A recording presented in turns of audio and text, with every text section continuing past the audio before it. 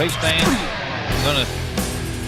it should not be a surprise to anybody. We started off this weekly series hotline, and it was about all the drivers of the weekly series. Well, there's only been one driver that has joined us each and every week, and much to the haters' dismay. Mickey Trosclair, welcome back to the weekly series hotline.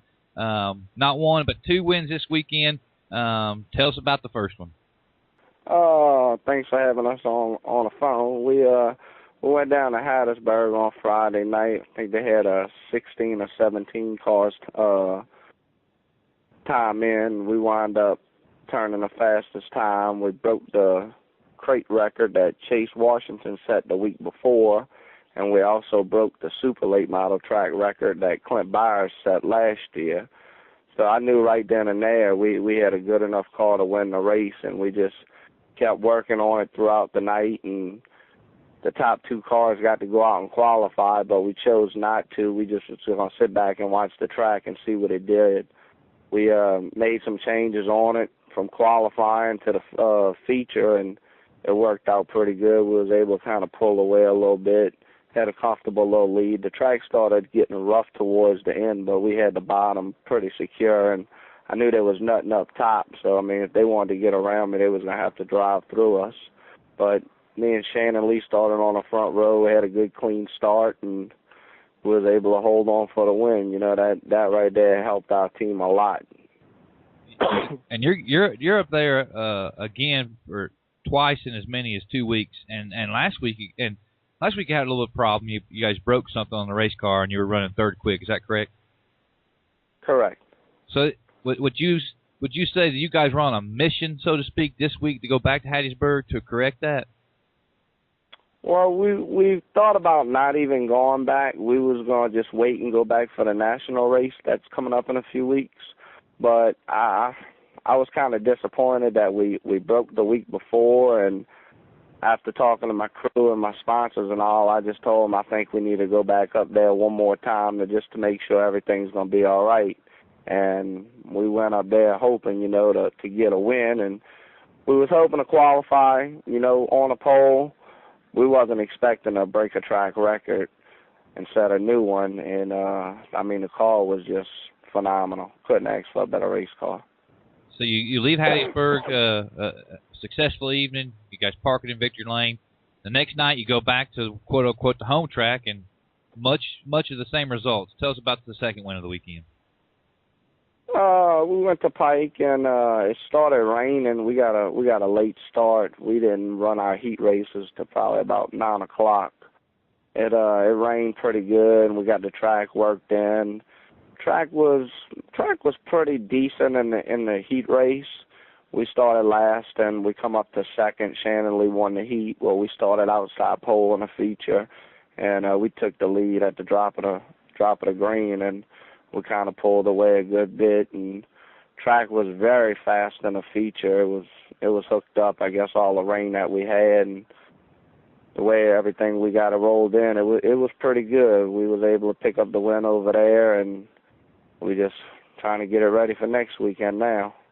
Well, you mentioned a few seconds ago that there is some touring events coming up on Memorial Day weekend. We'll be at Hattiesburg, Why Not, and what's the third one? I'll have to start that over. MAG. The MAG. Dang it. I'll start over.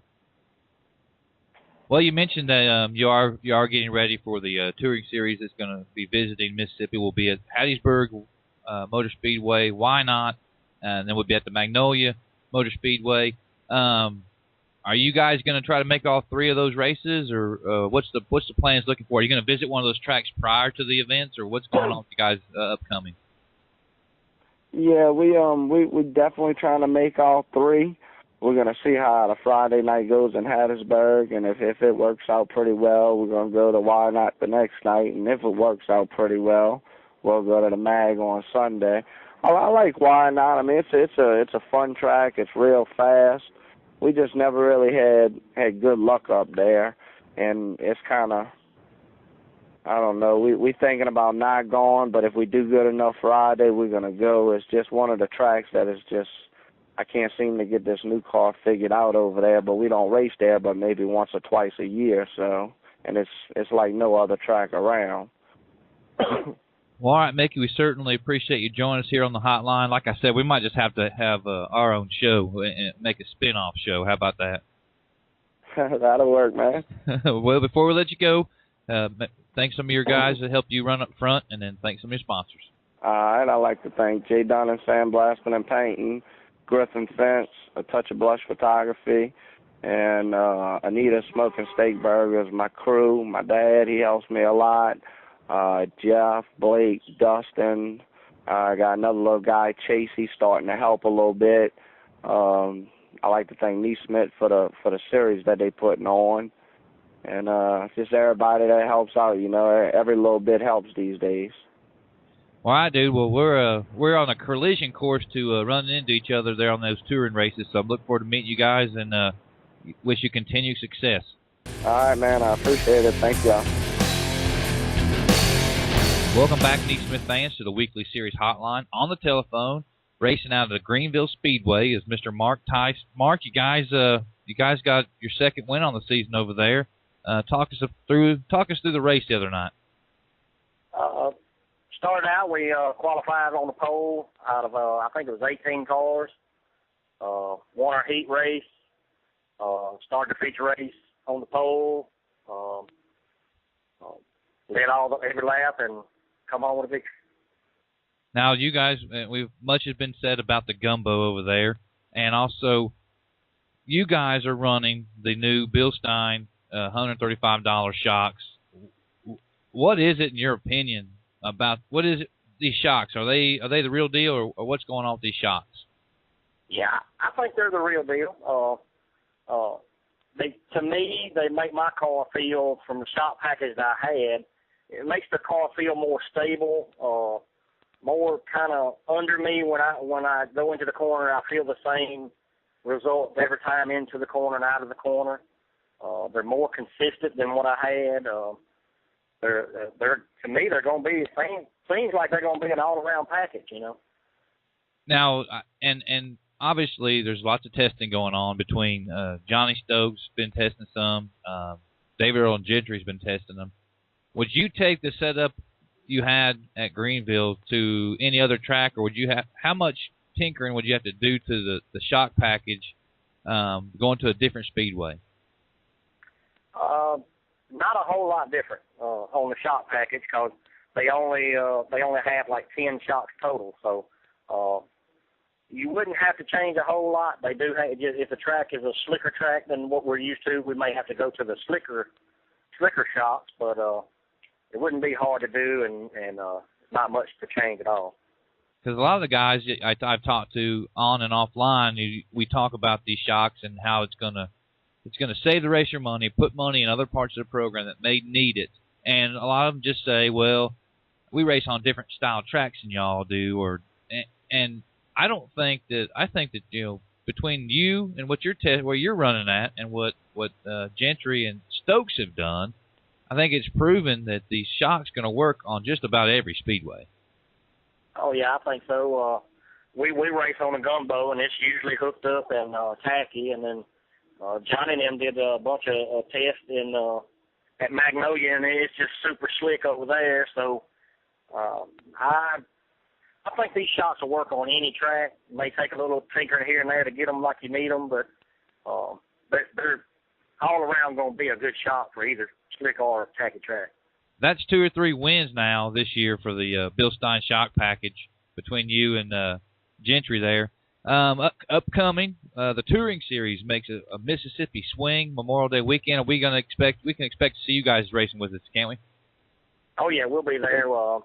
We had a little truck failure this weekend and couldn't make it to the national show, so we just went here to the house and run here at the home track. Well, all right, Mr. Tice, before we let you go, we appreciate your time here on the Weekly Series Hotline. I want you to thank some of your crew members and your sponsors. Okay, again, I'd like to thank Ricky Strange. He's helped me a good bit. Eddie Roberts, Paul Payne, my brother Scott Tice. It's everybody at the shop, Brian, Greg, everybody. My sponsors, I'd like to thank Greenville Paint and Glass for one. That's a new sponsor this year. Precision Marine, M&I Electric, Command Industrial Technology. All right, NeSmith fans, on the telephone, Chris Noah, victorious on night number 2 over at Talladega Short Track during the Sprint Cup weekend. They had 40 cars nearly over there. Chris, wild weekend from the most part. I get reports from my buddy Kyle May that the first night it was kind of wild. Describe to us the first night of racing over there at Talladega Short Track. First night was kind of a bit of a different track than we've seen all season. It was really just really dry, a lot drier than usual, I guess you could say. It was really follow the leader, to be honest with you. I hate to talk bad about anything, but it was really a one-groove track, and you kind of just wait for somebody to slip. Everybody could stay bottlenecked up the majority of the race. Kyle got caught up in a wreck off the bat, tore his car up. I hate that for him. He's a good guy and all. But, we was just lucky to come out the first night with nothing torn up so we could regroup for the second night more than anything, Just lucky we didn't get nothing torn up real bad. Well, like I said, it was a Sprint Cup weekend, so you guys had plenty of competitors to deal with. On the second night, you guys come out victorious. From my understanding, it was a pretty tight race. You and Logan, give us some detail about the second night of racing in which you win. The second night, track was completely different. Had multi-grooves, top, bottom, middle even came in. I used it a few times. Started at the bottom of the race. Had a late caution. I had went to the top middle way through the race. Had gotten lap traffic, and so decided to stay up there on the last late restart. And the last restart there, Logan comes by off the 2, and he just drives past me in the bottom. Surprised, I was shocked. I didn't really feel pressure in the race, I'll be honest with you. He drove right by me, and I had to kind of regroup, I guess you could say. We went in side by side in the 3. I dove under him. Raced real clean, that nobody touched each other. The video showed, I've seen it the other night, was Ryan King was right there in the water with his 3 wide off forward for the lead with 2 to go. And we kind of jockeyed for position back and forth. We swapped the top to bottom back and forth a few laps. We were side by side at the line, me and Logan was for the white flag lap, and I just happened to beat him back to the line for the feature, for the checkers. And what was less than a tenth of a second? It was .04 is what the transponder said. .04. Now, okay, granted, checking out and sailing to victory, I guess, has its advantages. You don't have to worry about nothing, and the victory's yours. But you got to admit, that's a lot more fun to race, 2 or 3 cars for the win.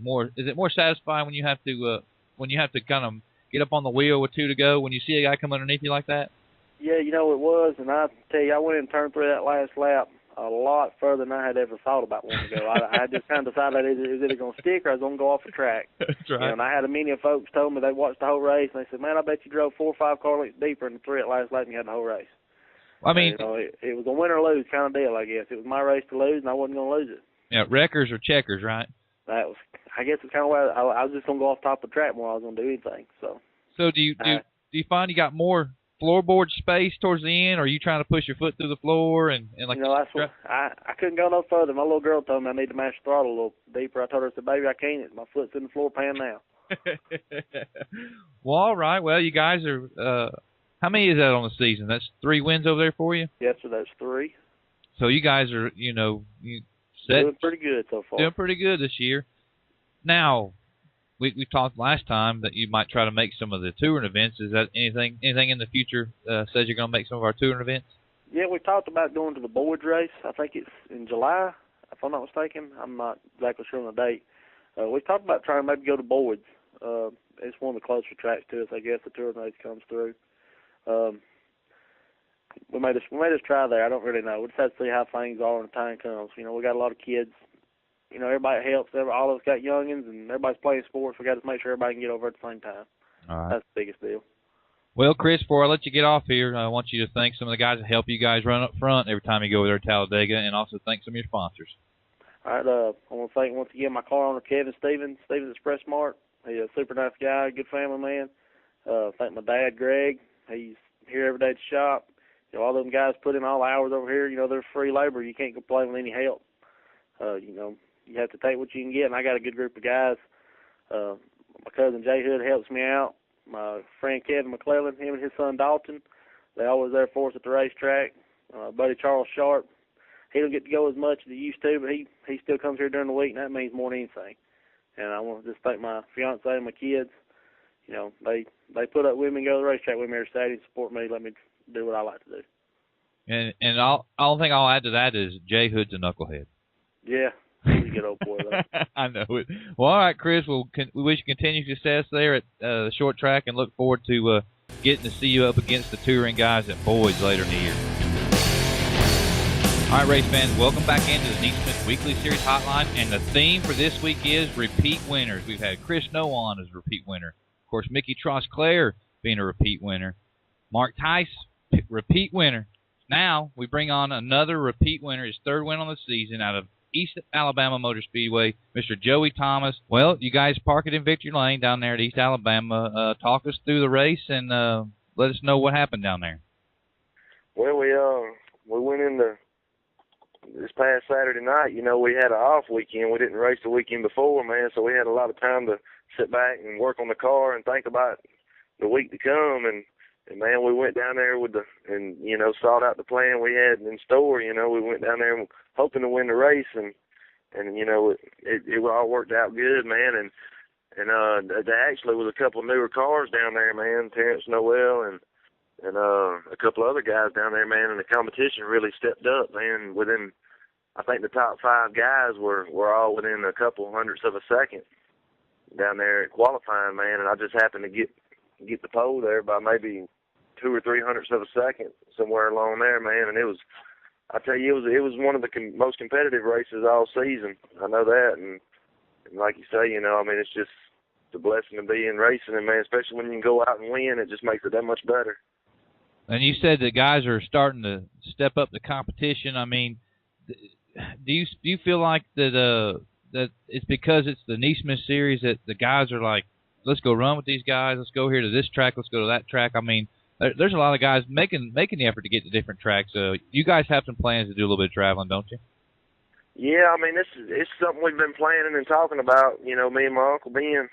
And, I mean, at this point we hadn't pinpointed a race or a racetrack that we're going to go to, but somewhere along the season here we're going to try to make a couple of races, you know, away from East Alabama, man. I mean, that's what I'm hoping for, you know, and if everything goes right and we don't tear a bunch of stuff up, you know, we're going to be able to do it, I believe. Well, we're coming up to basically the meat of the season. You know, June and July. July, the touring series is going to have 4 nights of racing down there in your neck of the woods. 1 night at East Alabama, 2 nights at Penton, and 1 night over at Albany. That right there would be that looks to be the perfect time for you to kind of test the waters on a national level. What do you guys think? Are you guys looking towards that weekend as maybe something you can do? Yeah, we definitely talked about it, you know, with those races coming up, and we're definitely going to be at East Alabama, you know, that'll be, I guess, the first one down this way on a Wednesday night. We'll definitely try to be there and do our best, and then if, you know, just if our cards land right and everything, we'll definitely try to go on and maybe go try Penton and Albany, you know. But at this point, I'm just hoping that we don't get in any controversy, you know, nothing gets torn up, you know. Yeah. And then that way we'll be able to do it. And I'm sure Ben would like to see you get out and maybe, you know, try to see where you stack up against some of the national guys too, I'm sure. Definitely, yeah. We've talked about it, you know, and you know, this will be my 4th year racing, not in crate, you know, I mean, all together. I sort of started a little late, but I watched for a long time, and I haven't ever raced anywhere but East Alabama. And, I mean, I guess you could say not really chomping at the bits, but, I mean, I'd like to go out and see where I do stand up against other competitors and other racetracks, you know, and in a way it's a little intimidating too, you know, but I guess you can't be scared your whole life. I'm going to have to get out and do it sooner or later. Well, you are Thomas, sir. You are a Thomas, so racing is in your fabric. So you'll do fine wherever you go, I'm sure.